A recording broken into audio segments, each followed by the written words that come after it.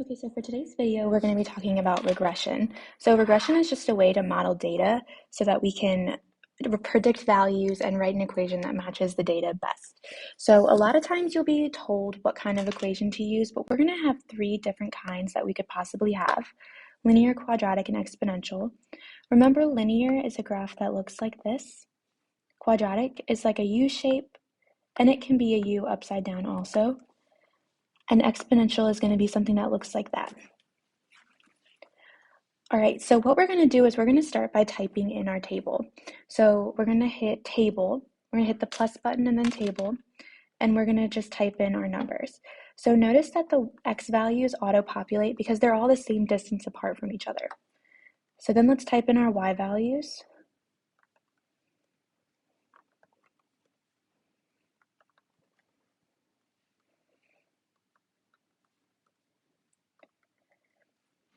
All right, and then we can't really see anything. I know I only have a small sliver of my window, but if we hit the magnifying glass next to the table, then we can kind of see the shape better. So I can already tell it's not linear, but I need to figure out if it's quadratic or if it's exponential. So what we want to do is type in these equations up here and see which one of these is the better fit. So I'm going to type in quadratic first, and you can either go to the keyboard to get your little tilde, or you can hit the shift button, and then it's the button to the left of your one button on your keyboard. So we have a x1 squared plus bx1 plus c. All right, and then what we're going to do is we're going to type in the exponential, and we'll see which one is better. So y1 squiggle is what I call it. A, b to the x1. All right, so what we're looking for is we want to figure out which one of these is better. But first thing I want you to notice, when we have an exponential function, this log mode checkbox comes up. We have to click that. So we want to click that to see which one is going to be the better fit. So always click that when you're using exponential. And the way to see which one's a better fit, and again, the question itself, it will probably tell you which one to use, but if you have to decide which one to use, you're looking at r squared for both of them and seeing which one gives you the number closest to 1. So you can kind of tell that they're both kind of a similar fit, 0.98 and then 0.98, but because we have 4, 9, we're going to use quadratic for this one. So I'm going to go ahead and write quadratic. For the regression equation, so we want to use what we just found. I'm going to unclick the red so we can just see the black. So for the equation, we're going to type in, or we're going to write y equals ax squared plus bx plus c. So we're going to have y equals 156.25 x squared. And I'm getting these numbers from underneath our equation that we wrote for quadratic. So our b, it says negative 268. So instead of a plus sign, I'm going to put minus 268.9, and I'm going to round to 2 decimal places. And usually your equation or your question will tell you how many decimal places. So for this one, I'm just going to do 2. And then c is 341.79. All right, so then we want to be able to predict. So the way to predict, the easiest way in Desmos, is just to type x equals whatever number we're trying to predict, so 7. So zoom out until you can find where the two lines cross, and then click, and that's going to be your answer. So that's going to be our exact answer.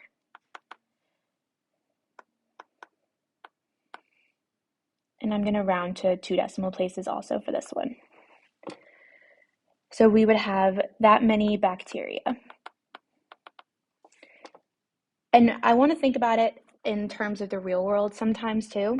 So we could have our answer just be 6,115 bacteria, because we can't really have like a partial bacteria of anything. Now, if we wanted to do an exact or a rounded, and this is how Delta Math likes you to do it, then we'd actually have to type the equation in, which is a little more work, but it's not that bad once you already found the equation. So we have 156.25. The x value it's asking us for is 7 squared minus 268.96 times 7, and then plus 341.79. And so that also gives us 6,115 if we just take off the decimal. So it doesn't really change our answer that much. Okay? Sometimes it will, so I just want you to know both ways depending on what the question is asking for. All right, so for the second example, we're going to go ahead and type this in. So I'm just going to delete my table and my equations.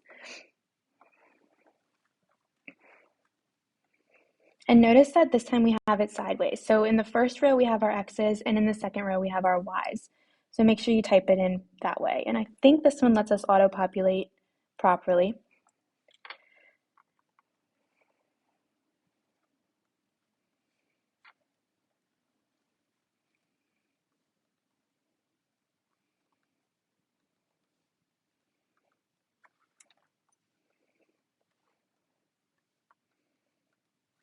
All right, so we typed it in. Let's see what it looks like. So now we can kind of see that we have like a part of our graph going up and then coming back down. Like if we were to sketch it, it would look kind of like that, which to me is a quadratic. So we're going to go ahead and type in our quadratic equation. And remember, just to get that 1 after the x, you just literally type a 1 after. You don't have to hit any special button. And the reason we type the 1 is because we want it to match what's at the top of our table. So if you have a graph that's not showing up, check the values at the top. See how it says x1 and y1 at the top of our table? We want to make sure the equation we type in matches that. So I would just make sure it always says x1, y1 because it's just easier to remember. All right, so we can see that for our r squared, 0.99 is really close to 1. So we're going to go ahead and use quadratic. And you can see for this one, it kind of fits a lot better. So then for our equation, we have y equals negative 18x squared plus 58.5x plus, and I'm just going to round to one decimal place, 18.4. All right, so if we want to predict the volume with side length 3.5 inches, I'm going to do the exact ones for these. So x equals 3.5. See where that crosses? And that'll cross at 2.625. I'm just going to round to one decimal place. So about 2.6 inches cubed. That's what our y values are. So if it says, well, it should say inches, but it says inches cubed. So predict the volume with side length 5 inches. So we're going to do the same thing now. We're just going to type 5. And we got to scroll all the way down. Scroll. And just click where they cross. So this one would be negative 139.1 inches cubed, which if you think about it, doesn't really make sense for a volume. You can't have a negative volume. You can't have anything that has a negative volume. So it doesn't make sense, and that just kind of shows us how these regression models, they're not perfect. They can't really predict that far into the future. So we just go with what we have and do the best we can. All right, so for the next one, let's go ahead and type this in. We have a baby alligator now.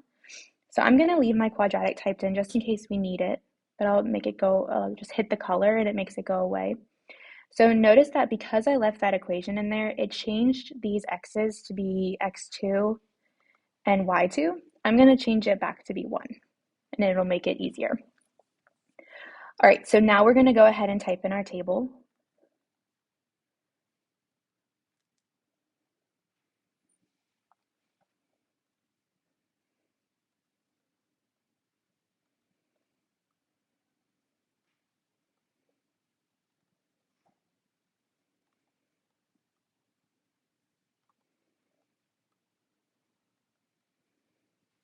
All right, so let's see what our data looks like. So if we hit the button, the magnifying glass, you can kind of tell that that's going to be just a linear equation because you could just connect all of those with like a pretty decent line. So I'm going to type y1 squiggle.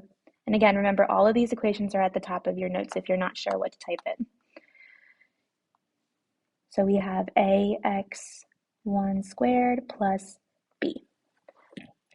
Oops, not squared. So we have y1 squiggle ax1 plus b. All right, and you can tell that fits pretty well. Our r squared is 0.9921, which is really close to 1.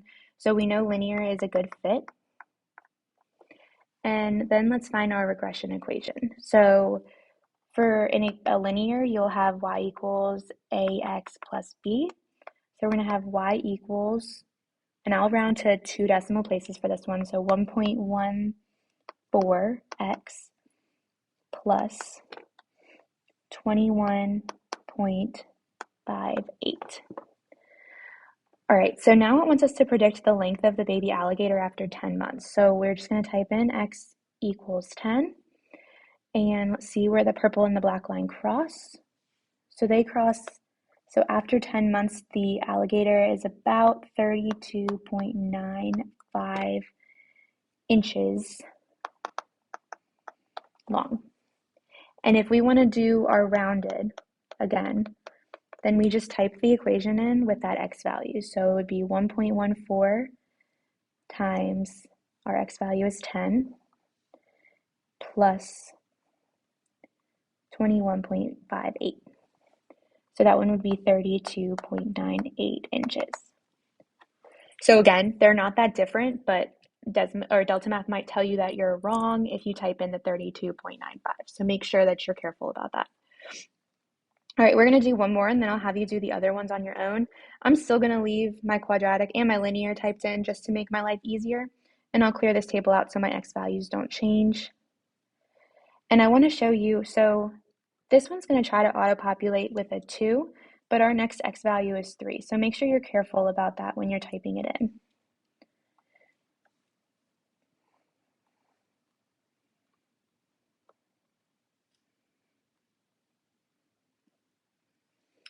All right, so what we're going to do now is look and see what our graph looks like. We could either have exponential or quadratic again, we're not quite sure, so I'm just going to delete the linear, and I'm going to see which one is a better fit. So I'm going to type in my exponential again, and see which r squared is closer. And like I said, this really isn't that like that dire of a thing. Like if you pick one, I'm not going to necessarily like count you completely off for that, and most of the time you'll be told which one to use. Okay, so if we look at our two equations, oh, don't forget to hit log mode. So if we look at our two equations, you can tell that they're both pretty close, but because we have r squared is 0.9936 for quadratic and r squared is 0.9997, then we're going to be using our exponential for this one. So our regression type would be exponential. So our regression equation, we're just going to use the blue one. I'll delete the other one so we don't even have it in our way. When we write this one, we're going to have a times b to the x power. So we're going to have y equals, and I'll round this to 2 decimal places, 1018.28 times 0.5, this would be 60, 0.60 to the x power.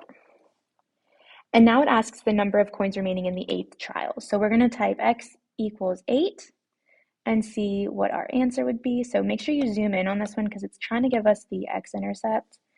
So this would be 16.4.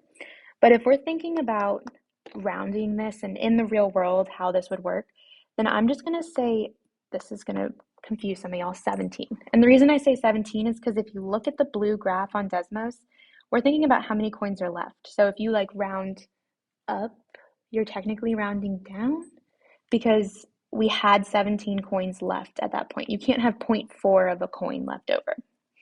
So we're going to say 17 coins. But if we wanted to do with our rounded equation, I'm going to see how different it is. So 1018.28 times 0.60 to the x power, and in this case our x is 8. Then that one gives us 17.1, and I would want to round that to 18 coins because we're not quite to 17. If it was 17 exact, we would just leave it, but we can't really have 0.1 of a coin left over. All right, I want you to do the next two on your own and then show me that you finished all of these, and it should be an easy 100 for the day. And then make sure you finish your double.